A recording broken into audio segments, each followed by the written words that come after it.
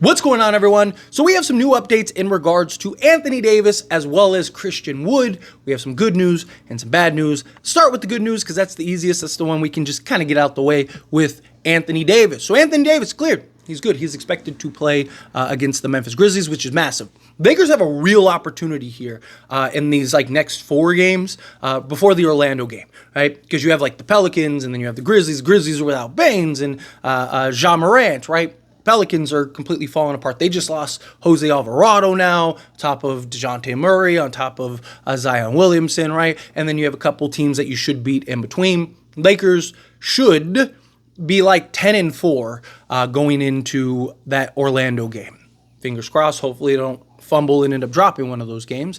However, right, Anthony Davis, he appears to be cleared. Appears to be good.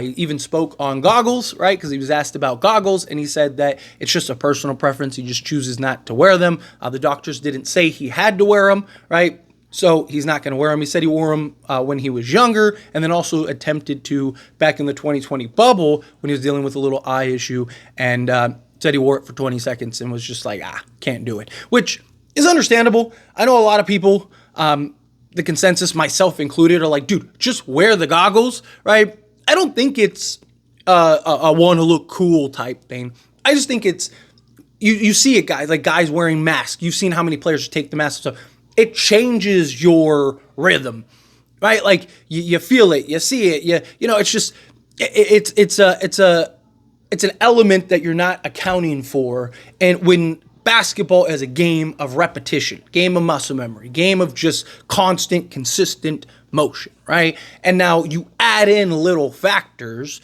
as silly as, wearing goggles might be, it's just different, right? It's very different. And so, somebody like Anthony Davis, who he's used to not feeling something pressing against his face the whole game, right? That little thing can throw you off. Starts making you think about the pressure on your face and stuff, right? As silly as it may sound, it affects people. You see countless players wearing masks and goggles and stuff, and they just always seem to take it off. Why? Because of that, because it's the variable. Also, to credit Anthony Davis, he's done a much better job the last few seasons of playing through the little knick-knack stuff. Obviously, which, knock on wood, if it's a serious injury or it's something that he needs to take out, I would rather him miss 5 games than force those 5 games and then he misses 60, right? I'd rather, him take the night off or 2 and us try to figure it out than him having an injury that could get worse. But you do have these little knick-knack injuries that all players deal with over the course of a season. And Anthony Davis has just done much better of a job playing through those little knick-knack injuries, not letting them affect him, not letting them affect his game, which you got to tip your hat to Anthony Davis. For somebody that's nicknamed Street Clothes, I've always defended that nickname. I mean, you look at the history of Anthony Davis. Sure, has he had stretches where he was not reliable? Sure, but every star in the league does that. No one calls Joel Embiid Street Clothes, and the most games he's ever played in a season was 62 or something like that. It was 60. He's never even played 70 games in a season, right? There's so many players that have a much more extensive injury history than Anthony Davis, who are even perceived better than Anthony Davis, and Anthony Davis gets Street Clothes name. It's silly to me. It's always been silly to me. But nonetheless, glad he's playing. We really needed him, and hopefully we can kind of get back on track, continue to build a win streak here, and end up handling business against the Memphis Grizzlies. But Christian Wood, not good. Not good at all. So Christian Wood suffered a setback, and he is out at least another 4 weeks. Now, with Christian Wood, not really much you can do. You just got to kind of hope he gets on the court sooner rather than later, which really sucks because he was ahead of schedule, right? He was the guy that we were oh, he's probably coming back soon, right? And then Jared Vanderbilt's the one you're kind of what's taking so long? Why isn't he on schedule? Right? He keeps having setbacks too. And now Christian Wood suffers a setback and he's out another 4 weeks. It's there's another month, right?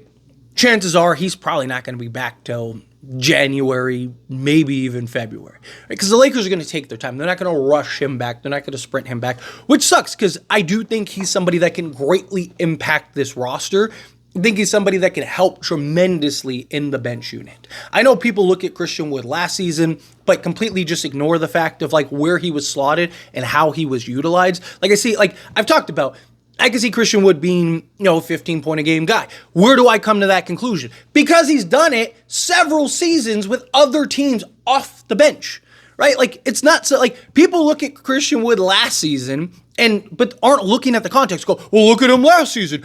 There's no way he can average 15. Okay, what about every other season beyond that, where he's giving you set 15 to some seasons 22, right? We're just going to ignore that, right? Is it possible that maybe Darvin Ham, who was the head coach that was fired for lack of properly utilizing players, as well as play calling adjustments and preparation, is it maybe possible, that Darvin Ham was the reason that Christian Wood had a terrible season? Right? Call me crazy, but it could be, right? Instead of Christian Wood being a big man that can stretch the floor, he slotted him as the 2 guard. The guy's out on the top of the key the entire game. And all of his points in the paint were from him getting the ball and putting it on the deck and blowing by the defender. Right? It wasn't like he was on the block, being utilized, being able, like he was ran in every other place he's been at and had success. He goes to the Lakers under Darvin Ham, and him, Spencer Dinwiddie, Rui Hachimura, several other guys are just completely slotted out of position and having to adjust and stuff. And it's possible that Christian Wood just is washed up randomly when literally the previous year he was a 17-6 guy. Right? I'm not saying he's going to be a 17-6 guy, but I also don't rule it out. I even said, I could see him being even 12. If he's 12-5 off the bench, right? Obviously, it comes down to shot attempts, usage, right? Like, there's factors to it. If he's only getting 3 attempts a game, then yeah, he's not gonna. There's no way he could go 3 for 3 every game, and all 3 could be threes, and he's still not double digits, right? So obviously, there's factors and elements to it. But to think he can't be a double digit to mid-high double digit scorer, it's just, again, we have a history of him showing he can, right? And you add him with D'Angelo Russell, those two by themselves could really do wonders to a bench that was 30th in the league, right? I think D'Angelo Russell clearly is going to help improve that because the Lakers were averaging 20 points a game off the bench, and D'Lo in his first game gave you 18, second game gave you 15.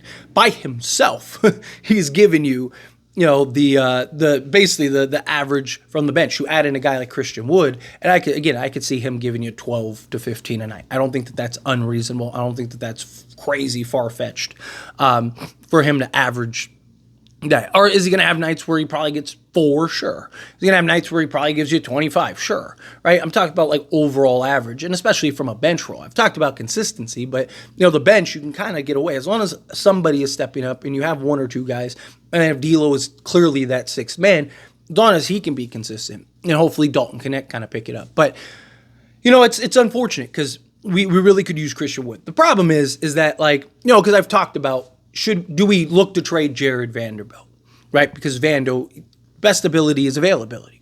Same concept applies to Christian Wood.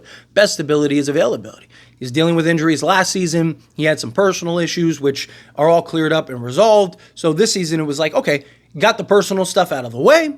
He's supposed to be healthier. He can kind of get himself right, get himself together, and then boom, kind of get back to being what we've seen in like Dallas and Houston and stuff like that. And just unfortunate that he had yet another setback that just really kind of gets in the way for the Lakers, because it's just like he's a piece. Even when we signed him, right? Like the consensus thought was like, wow, like does this take the Lakers to the next level? I mean, there was genuine, even from Laker haters, were like, does Christian Wood make the Lakers a title contender? Does Christian Wood make the Lakers the best team in the NBA, right? Like, because he's a guy that, again, has proven he could be a 17 to 20 point a game guy, along with getting you a couple rebounds, couple blocks, couple assists, right? And play multiple roles out there, and just this versatile player. And, and also I've seen people be like, whoa, if he was this great, how come no one else wanted him? Like, there was like 10 teams that wanted him, right? Miami was pushing hard for him.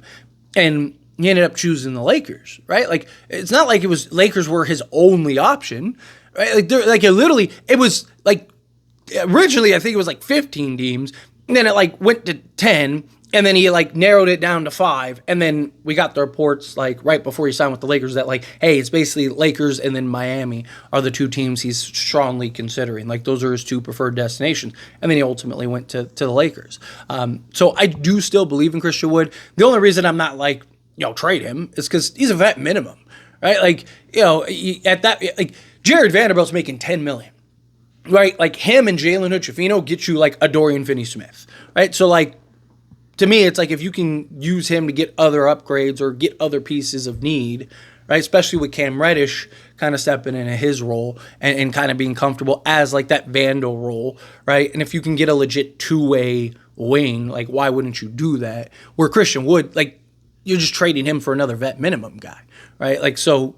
Could he add on for salary? Sure. But I just think Christian Wood, he's so cheap that the risk is worth the reward. And he doesn't have this like extensive history. Like Vando, I mean, since he came into the league, he's had injury issues and concerns, right? And Wood is just much more versatile on what you could do. I mean, I've said it before, he's the closest thing we have to Anthony Davis on this roster. Obviously, he's not Anthony Davis, but what I mean is in the type of offensive actions you can run. You can still run pick and pop actions, pick and roll actions. You can have him, in those dribble handoffs at the top of the key. And, if teams sag off of him or, go under the screen, right? Like he can just stand there, you just easy bounce back pass, boom, rise up, knock down the jumper, right? Like just he's more versatile.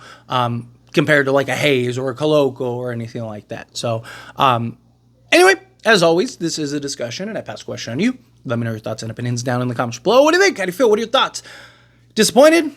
Do you kind of like, it is what it is. What are you going to do? Kind of just got to live with it. However you feel, whatever your thoughts are. I love to hear it. So let me know down in the comments below. That being said, if you haven't liked this video, hit that like button. Helps me a lot. Helps me enjoy these types of videos, and I truly appreciate it. Not subscribe to the channel, hit that subscribe button. Turn on the bell notifications. Appreciate y'all. See you in the next one. Thank you.